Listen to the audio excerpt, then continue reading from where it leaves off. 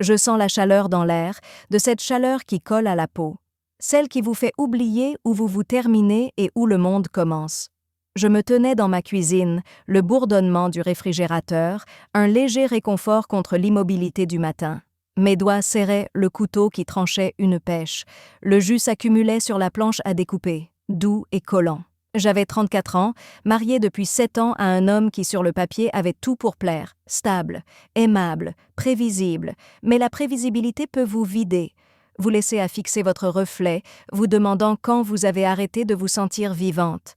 C'est là où j'étais, prise dans la douleur silencieuse d'une vie que j'avais choisie mais que je ne reconnaissais plus. Tout a changé. Je m'appelle Lauren Harper, et jamais je n'aurais pensé être ce genre de femme qui se défait comme ça.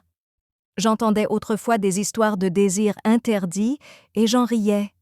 Je croyais être au-dessus de tout ça, mais la vie a une façon de s'immiscer, de glisser par les fissures de votre détermination jusqu'à ce que vous vous retrouviez dans un moment que vous ne pouvez pas défaire. Mon mari David était un homme bien, du genre à payer les factures à temps et à ne jamais oublier de tondre la pelouse. Mais il ne me voyait pas de la façon dont j'avais besoin. Il n'a pas remarqué la nouvelle robe que j'ai portée le mois dernier, ni la manière dont je restais parfois longuement près de la fenêtre la nuit, cherchant quelque chose que je ne pouvais pas nommer. Je me disais que c'était suffisant jusqu'au retour d'Ethan. Ethan était le fils de David, d'un premier mariage. Il avait 22 ans maintenant, étudiant en dernière année d'université qui était rentré pour l'été dans notre maison de banlieue en Virginie. Quand j'ai épousé David, Ethan avait 15 ans, grand et maladroit, tout coude et silence, un gamin qui se tenait à l'écart. Nous ne nous étions jamais affrontés, mais nous n'avions jamais non plus créé de lien. Simplement des hochements de tête polis et de petites conversations pendant le dîner. Je pensais que le temps ferait son œuvre. Maintenant, debout dans ma cuisine ce matin de juin suffocant, j'ai réalisé que le temps avait fait bien plus que ça. Ethan n'était plus un enfant. Il était grand, aux épaules larges, avec une confiance silencieuse qui remplissait la pièce. Ses cheveux foncés tombaient juste au-dessus de ses yeux, et sa voix, autrefois hésitante, avait maintenant une profondeur qui me serrait la poitrine à chaque fois qu'il parlait. Ça a commencé innocemment. David était parti au travail, sa mallette à la main, m'embrassant la joue et me promettant de rentrer tard. J'étais en débardeur ample et en short de coton, la tenue que je portais quand la maison était à moi seule. Je n'y avais pas repensé. Je n'avais pas considéré comment le tissu léger moulait mes formes ou comment la lumière du matin pouvait me capter d'une certaine façon. Ethan est entré en traînant, encore somnolent, tenant une perceuse sans fil. « Bonjour », marmonna-t-il, frottant le sommeil de ses yeux. Il disait qu'il allait réparer l'étagère branlante de la salle de bain d'amis. J'ai souri, reconnaissante pour la distraction. « Merci. » Ethan devait s'en occuper. Il hocha la tête, s'appuyant contre le plan de travail, et nous avons discuté de choses banales, la météo, ses cours, la sensation que le quartier rapetissait chaque année. Mais l'air a changé. Je l'ai senti avant de le voir, en attente dans le silence, comme si la pièce retenait son souffle. J'ai regardé la porte du micro-ondes, sa surface sombre me renvoyant son reflet derrière moi. Ses yeux n'étaient pas sur mon visage, ils étaient plus bas, s'attardant sur le contour de mon corps, sans excuse et sans détour. Mon pouls s'est accéléré, une secousse que je n'avais pas ressentie depuis des années. Peur peut-être, ou curiosité, ou les deux. J'aurais dû bouger, me couvrir, en rire, mais je ne l'ai pas fait.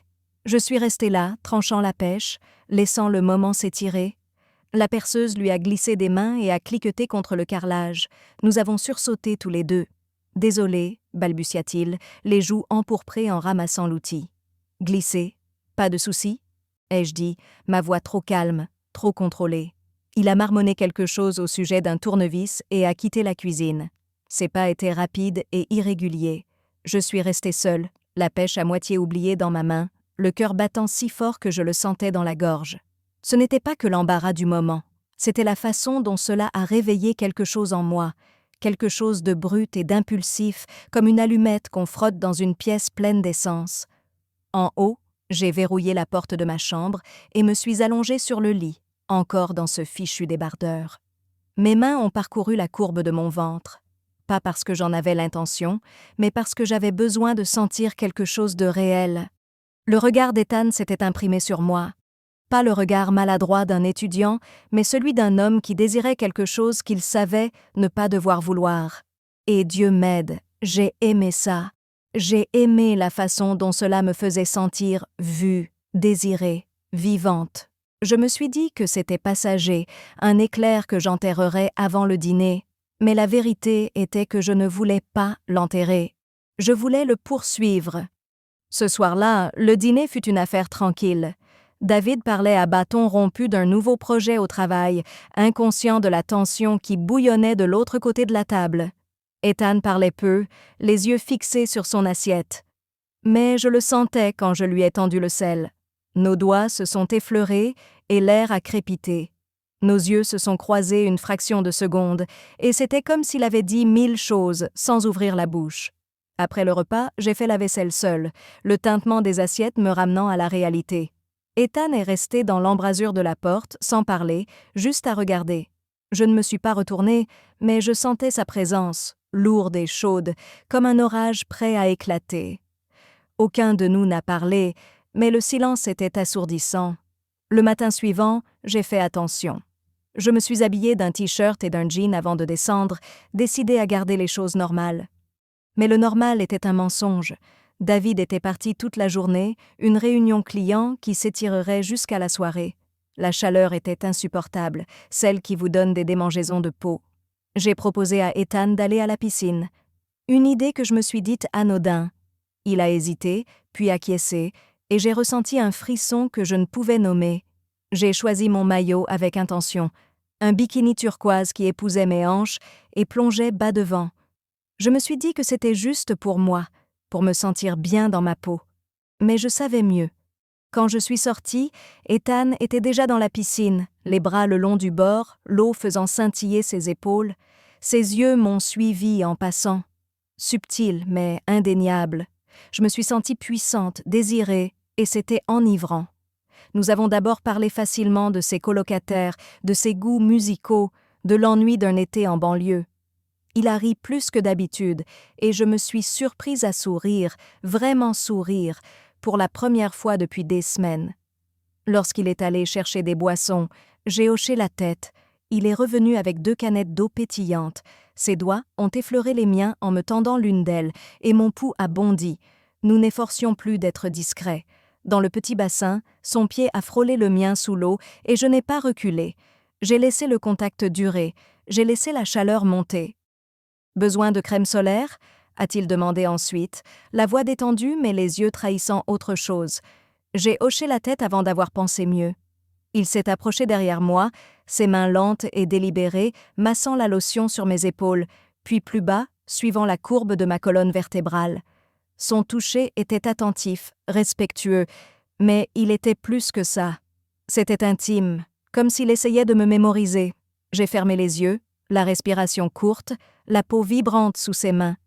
Quand il a fini, il n'est pas reculé, et je ne l'ai pas souhaité. Plus tard, en sortant de la piscine, j'ai trébuché sur le bord en ciment. Une maladresse qui aurait pu m'étaler par terre. Ethan m'a rattrapé, un bras autour de la taille, l'autre agrippant mon poignet. Sa prise était ferme, son corps proche, et pendant un instant nous sommes restés immobiles, ma respiration rapide, ses yeux fixés sur les miens. Je sentais l'odeur du chlore et un soupçon de parfum, un mélange qui me faisait tourner la tête. Il m'a redressé puis s'est éloigné rapidement. Mais le moment a persisté, lourd et indéniable. À l'intérieur, je me suis enfermée dans la salle de bain, la serviette serrée autour de moi, fixant mon reflet, les joues rougies, les yeux brillants d'une chose que je ne voulais pas nommer. « Qu'est-ce que tu fais, Lorraine ?» ai-je chuchoté, mais la réponse était déjà là, qui battait dans mes veines. Ce n'était pas un jeu. C'était dangereux, et je fonçais dedans. Je n'avais pas l'intention que ce soit ça. Ce n'était pas seulement physique. C'était une chose plus profonde, que je ne pouvais plus compartimenter. Quand je suis sortie, Ethan était déjà dans la piscine, les bras le long du bord, l'eau faisant scintiller ses épaules. Ses yeux m'ont suivi en passant, subtil, mais indéniable. Je me suis sentie puissante, désirée, et c'était enivrant. Nous avons d'abord parlé facilement de ses colocataires, de ses goûts musicaux, de l'ennui d'un été en banlieue. Il a ri plus que d'habitude et je me suis surprise à sourire, vraiment sourire, pour la première fois depuis des semaines. Lorsqu'il est allé chercher des boissons, j'ai hoché la tête. Il est revenu avec 2 canettes d'eau pétillante. Ses doigts ont effleuré les miens en me tendant l'une d'elles, et mon pouls a bondi. Nous n'efforcions plus d'être discrets.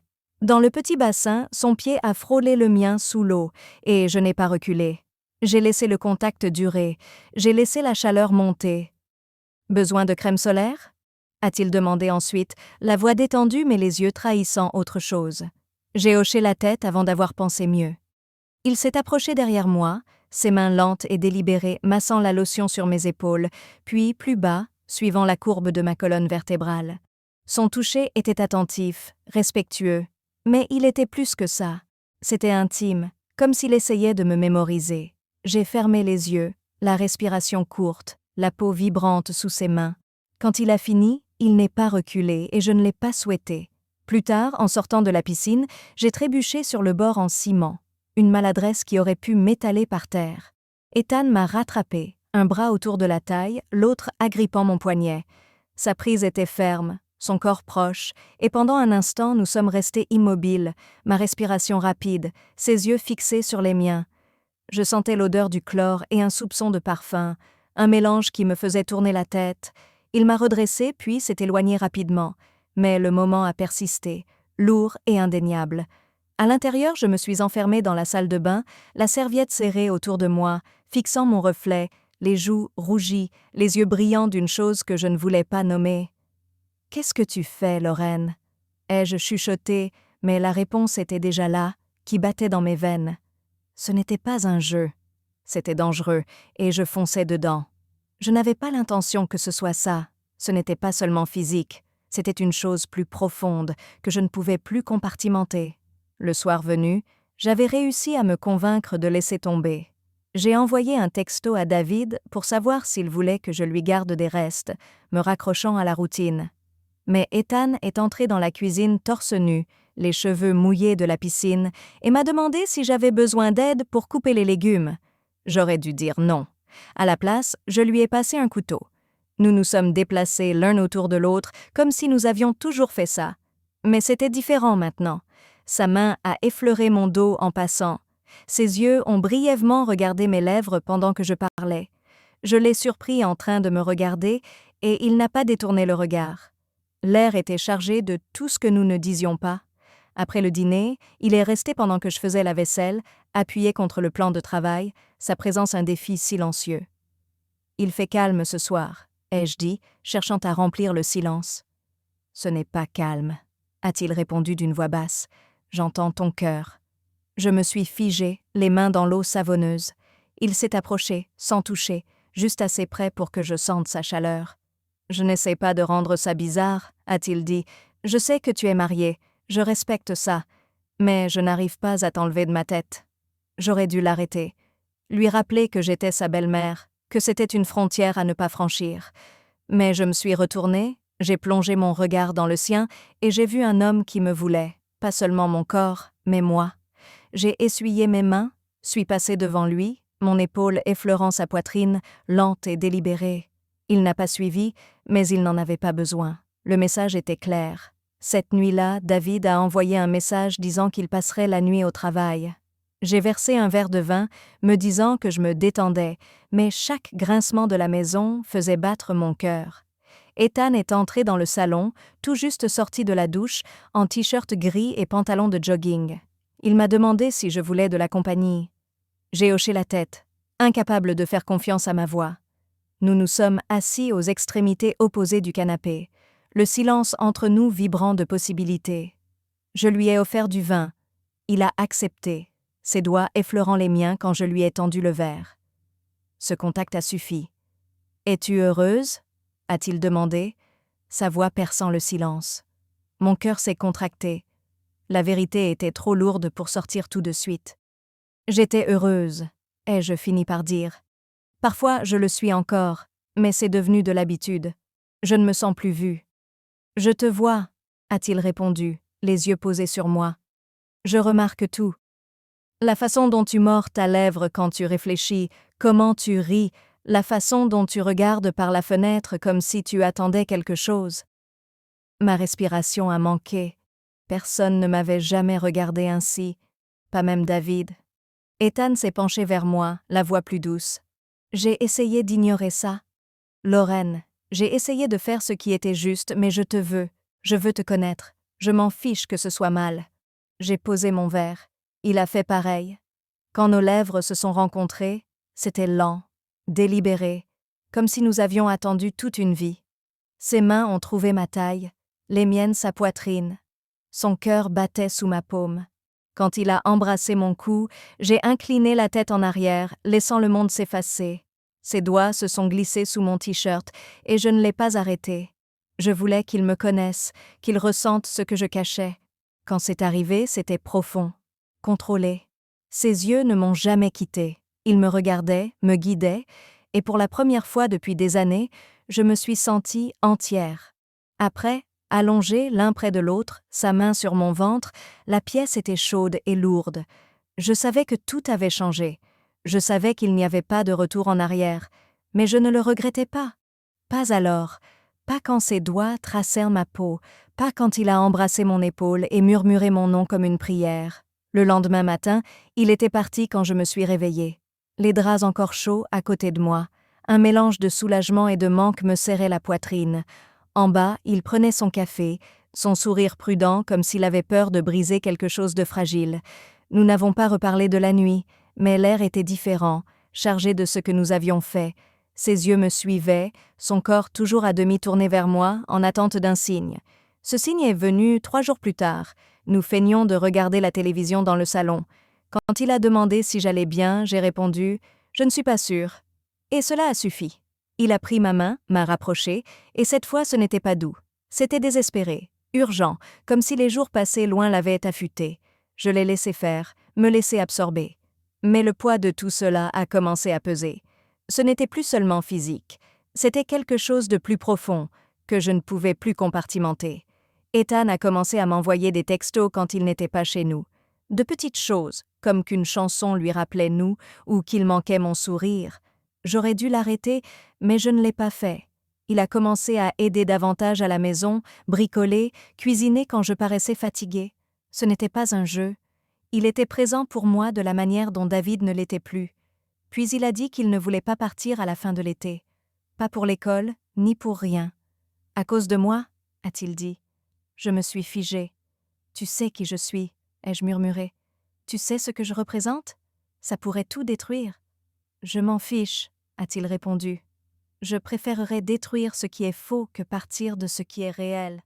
Ce soir-là, j'ai pleuré seule parce qu'il avait raison. Mon mariage était devenu une habitude, pas de l'amour.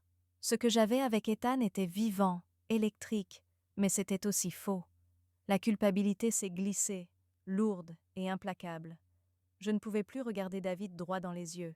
Il a remarqué que quelque chose n'allait pas et m'a demandé si j'étais bien. J'ai menti. J'ai dit que c'était le travail, la chaleur, n'importe quoi sauf la vérité. Il m'a cru et je l'ai détesté pour ça. Nous sommes devenus imprudents. Des moments volés dans la buanderie, dans le garage, tard dans le couloir la nuit. Chaque seconde seule était une tentation. Ethan a commencé à dormir dans mon lit quand David était absent. Pas seulement pour me toucher, mais pour me tenir, pour me demander mes rêves, mes peurs, ma vie d'avant. Il écoutait comme si cela importait, et quand il m'embrassait, j'avais l'impression qu'il le pensait vraiment. Mais l'été touchait à sa fin. Les cours d'Ethan allaient bientôt reprendre. Il m'a demandé ce que je voulais vraiment. Je n'ai pas su répondre. Je le voulais, mais je ne savais pas si je pouvais brûler ma vie pour cela. J'attendrai, a-t-il dit, mais sa voix s'est brisée.